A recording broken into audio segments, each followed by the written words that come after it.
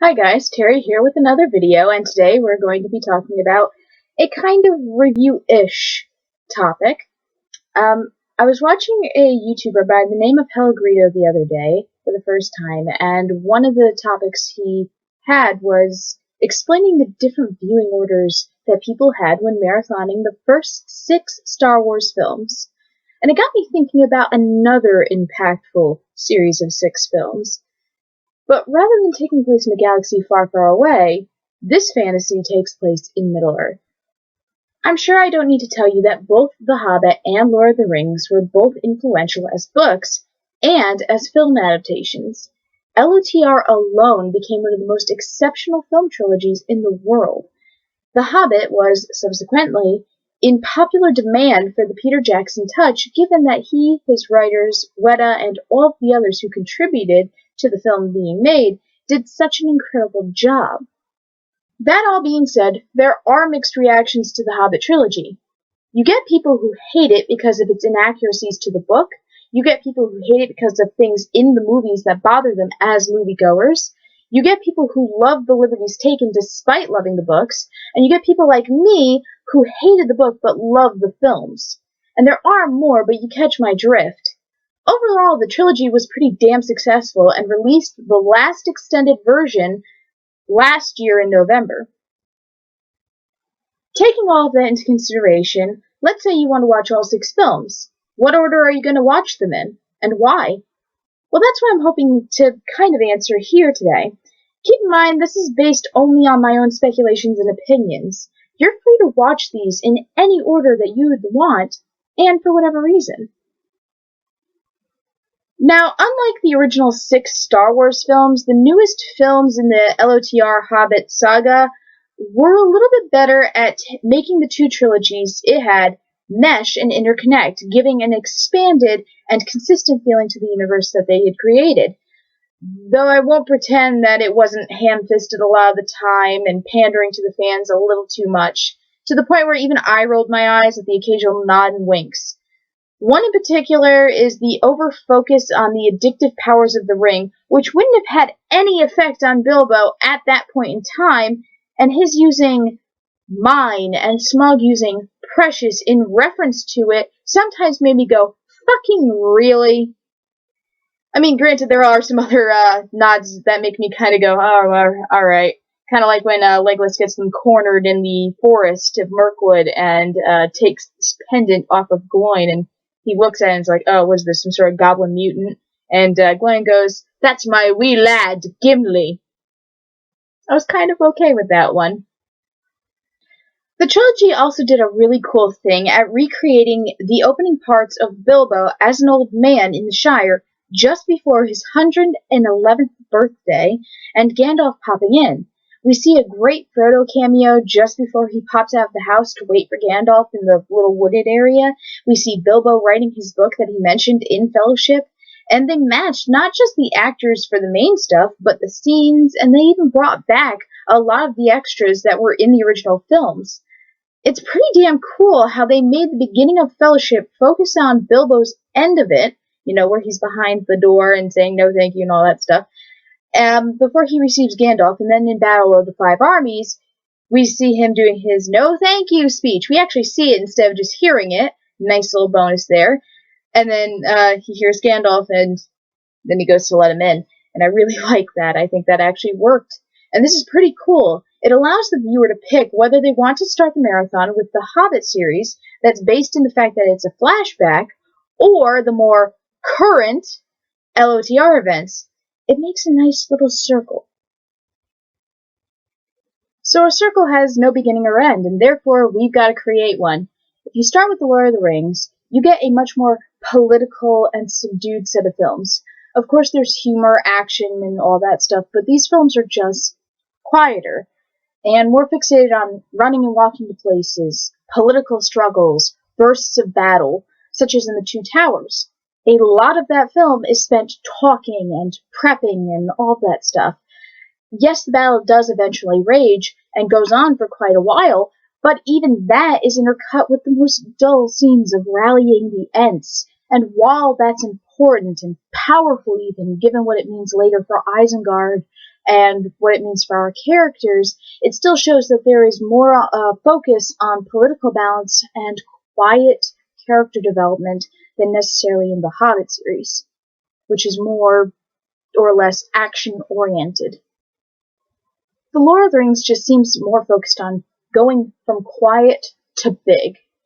For example, in the Fellowship of the Ring, when we first meet Bilbo, the ring, yes, is causing an addictive sensation in Bilbo, and yes, Gandalf does notice this and eventually has him relinquish the ring and things like that, but that's all built up quietly. It works its way up, and then it gets bigger and bigger until eventually Bilbo, and it's quiet in the way it does this, but it's still a really big moment, is when he drops the ring and lets it fall to the floor.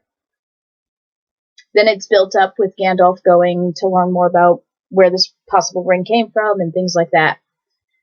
In the Two Towers, long-running chase scenes of chasing orcs, and then thinking that Merry and Pippin are dead, then meeting the Rohirrim, then meeting Gandalf the White, all of which is, yes, very powerful in its more quiet and subdued nature. And also Aragorn kicking that helmet and falling to his knees, giving Vigo broke his toe and used that pain to his advantage to show grief. That was pretty badass. He used all of that pain and channeled it into his performance, and it was very believable, and it's very good. Kudos. These scenes are just played with a quieter music or even silence. The characters are more, not stiff, but I hate to use this word as much as I am, but they are more subdued, focused. It seems to me that a lot of these films are intersplicing all the different characters and their arcs, beautifully done, of course, are just done in such a way as to have long periods of quieter build-up, then smack you in the face with something. These sets of films tend to be more for adults, teenagers, who can have a firmer grasp of nuance. Now, the Hobbit trilogy, as many people wanted to point out, is based on a children's book.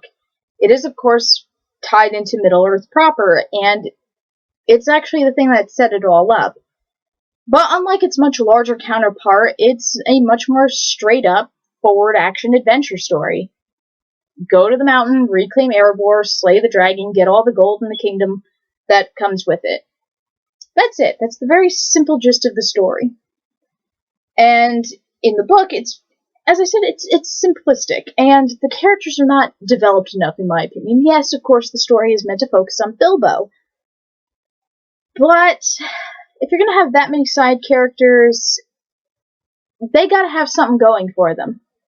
They actually have to have personality, not just be like silly names that stand in because it's tied into some style of Norse storytelling. It's not enjoyable to read a bunch of strenuous material that really just... I just didn't feel as much. I didn't feel as close to these characters as I should have. Yes, I cared about Bilbo, but what about the other people? Because here's a spoiler alert. Fili, Kili, and Thorin all die. They all die in the book. They die in the movies. Didn't care about it in the book. When I got to it, I was like, oh, okay. Because they weren't developed. Who cares? I feel nothing. I feel nothing. That might make me a stone cold bitch, but in the book, really didn't care. In the films, because they actually were given definitive personalities, they were actually paid attention to each and every single dwarf. Even if it was just distilled into something so simple as Bombur likes to eat a lot, and Bofur's the goofy one, and Nori's the thief, or stuff like that, they at least had enough traits for me to individualize them and care about these guys. They all were important. They actually felt more than just filler. They actually felt more like they belonged there than not belonging there. I like that they had characters invented for them where there was none in the original book. In the films, it's just more interesting. They did tie it into a lot of the stuff in their other, films. They made it all interconnected with the Lord of the Rings films, and they brought in other materials from the books to cram in there, and I liked it. I just personally think it worked. I think it made there's some stuff. Let's not pretend that the movies are perfect. Of course they're not. They're not perfect movies. they're flawed, and there are some things that I'm kind of going, really? This didn't need to be in there. Like, having extra Alfred shit.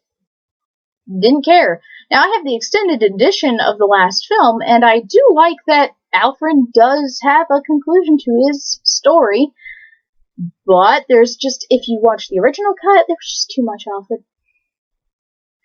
But irregardless, I still maintain that these 3 movies are more child-oriented. They are more child-friendly. They're more straightforward and more silly than The Lord of the Rings, which was much more serious.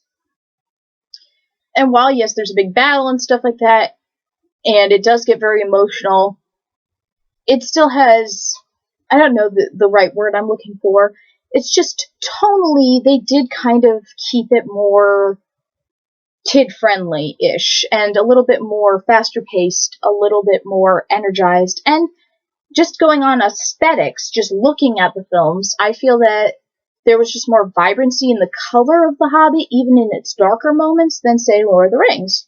So, tonally, these two movie sets are very different. And I think that's actually a big thing to pay attention to when you're trying to pick what order you want to watch them in, is its tone. Do you want to start with the quieter, more subdued, classic Lord of the Rings that we've had for years and years and years? And we've grown to love it, and we know these people, we know the cast, we know so much about the production and all this stuff, and these films, like a number of other films that have come before it, helped push revolution in filmmaking, and did really good jobs at showing that fantasy films, in particular, could be taken seriously, and made seriously. So tonally, you have these more subdued ones that are the foundation of what these movies are and what they stand for and how they've been, and then you get the new ones that are building off of all of that, and they already have some preconceived notions of how they're supposed to be done, and you have a lot of people to please, and it's just, more child-oriented, to be quite frank. So, how do I personally want to watch the 6-movie extended edition marathon? Well, what I actually would choose is